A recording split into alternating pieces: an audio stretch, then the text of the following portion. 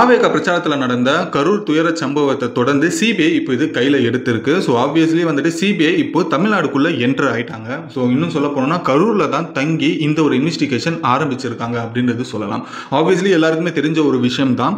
October 13 supreme கோர்ட்டில் இருந்து இந்த ஒரு கேஸ் கரூர் கேஸை வந்துட்டு சிபிஐ வந்து இன்வெஸ்டிகேஷன் பண்ணட்டும், எஸ்ஐடி பண்ண தேவையில்ல அப்படின்ற மாதிரி ஒரு ஆர்டர் வந்துச்சு. ஸோ அக்டோபர் 13 இது வந்ததும் அக்டோபர் 15 வந்துட்டு கிட்டத்தட்ட 6 பேர் கொண்ட சிபிஐ குழு வந்து தமிழ்நாடுக்கு வந்திருந்தாங்க. முக்கியமாக சொல்ல போனோம்னா இவங்க இப்போ கரூரில் தான் தங்கியிருக்காங்க. எங்கே அப்படின்ற பார்க்கும்போது ஆப்வியஸ்லி எனக்கு தெரிஞ்சு இந்த கரூரோட கெஸ்ட் ஹவுஸ் ஒன்று இருக்கும், கவர்மெண்ட் கெஸ்ட் ஹவுஸ் இருக்கும். ஸோ அங்கே தான் மோஸ்ட் ப்ராபபிலி அங்கே தான் அவங்க இருந்து இன்வெஸ்டிகேஷன் பண்ணுறதுக்கான வாய்ப்புகள் இருக்குது.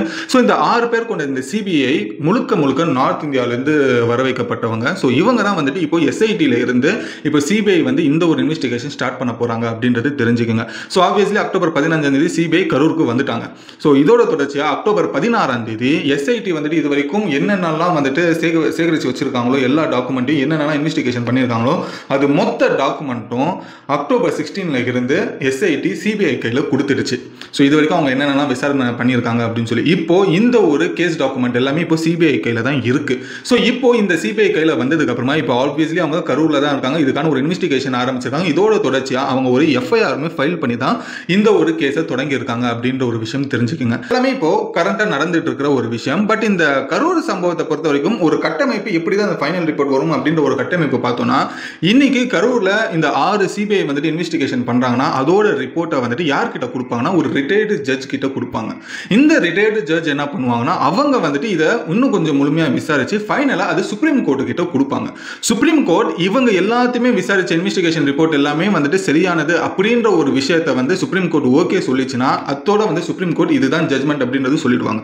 இன்கேஸ் இல்லை இப்போ நீங்கள் இதை விசாரிச்ச விதத்தை நீங்கள் இப்படி விசாரிங்க அப்படின்னு சொல்லி சுப்ரீம் கோர்ட் திரும்பியும் வந்துட்டு ரீஇன்வெஸ்டிகேஷன் பண்ணுறதுக்கான ஒரு ஆர்டர் கொடுத்தாங்கன்னா மறுபடியும் கரூரில் இந்த ஒரு இன்வெஸ்டிகேஷன் ஃபர்தராக நடக்கிறதுக்கான வாய்ப்புமே இருக்கு. ஸோ இப்போ இந்த அக்டோபர் 16 வந்துட்டு எஸ்ஐடி எல்லா டாக்குமெண்ட்டையும் எல்லா ஃபைலுமே சிபிஐக்கு ஹேண்ட் ஓவர் பண்ணிட்டாங்க இல்லையா.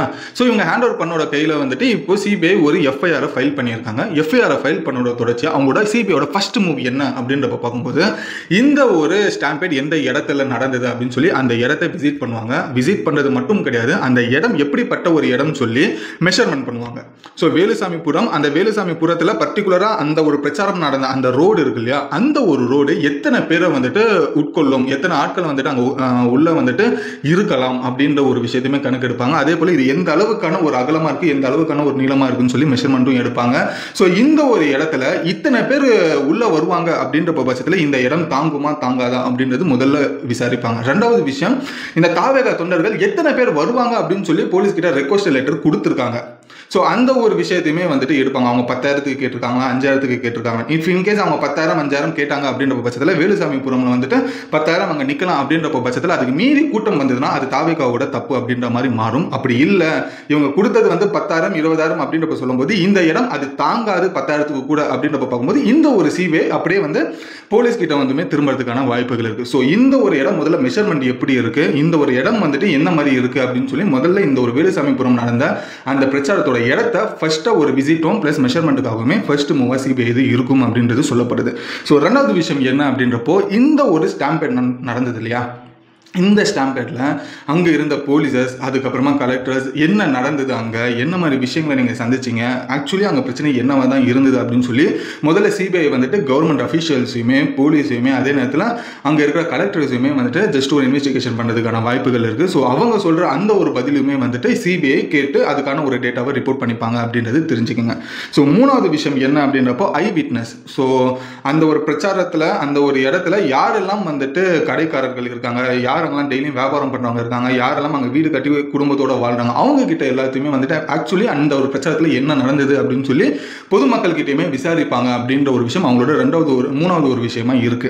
ஸோ நாலாவது வந்துட்டு எவிடன்ஸ் கலெக்ட் பண்ணுறது. ஸோ எவிடன்ஸை பொறுத்த வரைக்கும் வந்துட்டு அந்த ஒரு வேலுசாமிபுரத்தில் பர்டிகுலராக அந்த ரேலி அந்த பிரச்சாரம் நடந்த அந்த இடத்துல வந்துட்டு எங்கெங்கெல்லாம் சிசிடிவி ஃபுட்டேஜஸ் இருக்கும் அந்த சிசிடிவி ஃபுட்டேஜ் எல்லாத்தையுமே இதுக்கப்புறமா கலெக்ட் பண்ணி 1 by 1 வந்துட்டு ரிசர்ச் பண்ண பார்ப்பாங்க. அதுக்கப்புறமா கால் ரெக்கார்ட்ஸ் தேவைப்பட்ட யாரெல்லாம் வந்துட்டு டவுட்டாக இருக்கும் அவங்களோட அவங்களோட கால் ரெக்கார்ட்ஸையுமே எடுத்து பார்க்கறதுக்கான வாய்ப்புகள் இருக்கு. முடிஞ்ச வரைக்கும் இந்த எவிடன்ஸ் எல்லாமே வந்துட்டு கலெக்ட் பண்றதை பார்ப்பாங்க. இதுக்கு முன்னாடி அங்க இருந்த எஸ்ஐடியோ அதுக்கப்புறமா அங்க இருந்த இந்த கேஸை விசாரிச்ச போலீஸ் கிட்டயுமே இதுக்கு முன்னாடி அந்த ஸ்டாம்ப் நடக்கும்போது என்னென்ன மாதிரி எவிடன்ஸ் எல்லாம் அவங்க கலெக்ட் பண்ணுவாங்களோ அந்த ஒரு எவிடன்ஸ் எல்லாம் இப்போ திரும்பி சிபிஐ கேட்டு அவங்களுமே தனியாக ஒரு பர்டிகுலர் ரிசர்ச் பண்றதுக்கான வாய்ப்புகள் இருக்கு.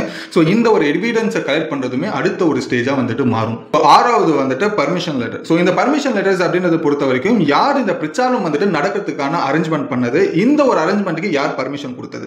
ஸோ இந்த ஒரு 2 தரப்புலையுமே வந்துட்டு சிபிஐ விசாரணை செய்யும் அப்படின்ற ஒரு விஷயமும் சொல்லுவாங்க. ஸோ 2 தரப்புலையுமே உட்காந்து எதுக்காக நீ அரேஞ்ச்மெண்ட் பண்ண, எப்படி இந்த அரேஞ்ச்மெண்ட் பண்ண, யார் கூட நீ இந்த அரேஞ்ச்மெண்ட் பண்ண அப்படின்ற ஒரு விஷயத்தையுமே விசாரிப்பாங்க தாவேகா தரப்பு சைட்ல இருந்துமே. ஸோ இந்த ஒரு பர்மிஷனுக்கு அக்செப்ட் பண்ணுவாங்க இல்லையா கவர்மெண்ட் அஃபிஷியல்ஸ், அவங்களையுமே வந்துட்டு இந்த ஒரு சிபிஐ வந்து இன்வெஸ்டிகேஷன்ஸ் பண்றதுக்கான வாய்ப்புகள் இருக்கு அப்படின்றது தெரிஞ்சுக்கோங்க.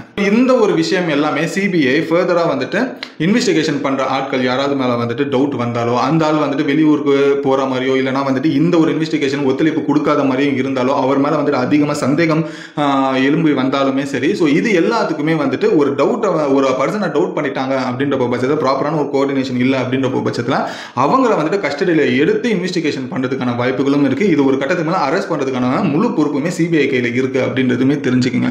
ஸோ இதுவுமே வந்துட்டு சிபிஐ தரப்புல இருந்து இந்த மாதிரி விஷயங்களும் அடங்கும் அப்படின்றது. ஏன்னா அவங்க யாராச்சும் ஒருத்தவங்க சஸ்பெண்ட் பண்ணா இவனை பார்த்தா ஏதோ ஒரு டவுட்டா இருக்கு, இவன் சொல்றதுமே ஒரு மாதிரி ஒண்ணுக்கு முரண்பாடா இருக்கு, அதே நேரத்தில் வந்துட்டு இவன் சொல்ற நேரத்திலும் வரமாட்டான், திடீர்னு வெளியூருக்கு ஓடி போயிடறான், இந்த மாதிரி ஒரு பிரச்சனைகள்லாம் ஃபேஸ் பண்ணும்போது ஸோ இந்த மாதிரி ஒரு ஆக்ஷன் சிபிஐ ஃபர்தராக எடுக்கிறதுக்கான வாய்ப்புகள் அதிகமாக இருக்கு அப்படின்றது தெரிஞ்சுக்கணும். ஸோ இதுதான் சிபிஐ இப்போ ஃபைனலாக கரூருக்குள்ள இறங்கி அவங்களோட வேலையை ஸ்டார்ட் பண்ணி எஃப்ஐஆர் மூலியமா இப்போ ஃபர்தராக இந்த எவிடன்ஸாக இருக்கட்டும், அதுக்கப்புறமா அந்த இடத்த வந்துட்டு மெஷர் பண்ணி வெரிஃபை பண்ணுறதா இருக்கட்டும், அங்கே இருக்கிற மக்கள் கிட்ட வந்துட்டு எல்லாத்தையுமே விசாரிக்க வேண்டியதாக இருக்கட்டும், சிசிடிவி ஃபுட்டேஜ் இருக்கட்டும், இது எல்லாத்தையுமே வந்துட்டு கலெக்ட் பண்ணி இதுக்கப்புறமா ரிட்டையர்ட் ஜட்ஜ் கிட்ட வந்துட்டு ஃபைனல் ரிப்போர்ட் கொடுப்பாங்க.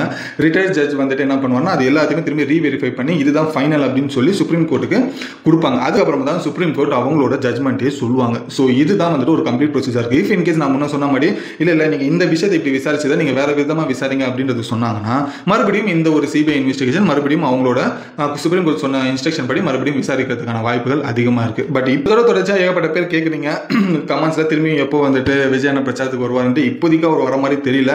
ஏன்னா கரூர் மக்கள் இன்னும் வந்துட்டு அவர் பார்க்கறதுக்கான பர்மிஷன் கிடைக்கல. அந்த ஒரு பர்மிஷன் கிடைச்சதுக்கு அப்புறமா ஒரு மண்டபத்தை வச்சு எல்லாருமே கூப்பிட்டு அவருக்கு வந்து ஆறுதல் சொன்னதுக்கு அப்புறமா தான் இந்த பிரச்சாரம் அப்படின்றது அடுத்த ஒரு கட்டத்துக்கே போகும். பட் இன்னும் கரூர் மக்களே இன்னும் விஜயனை சந்திக்காம இருக்கிறது தான் இன்னும் வரைக்கும் பிரச்சாரம் கன்ஃபார்ம் ஆகாமலே இருக்குன்ற ஒரு விஷயம் தெரிஞ்சுக்கங்க.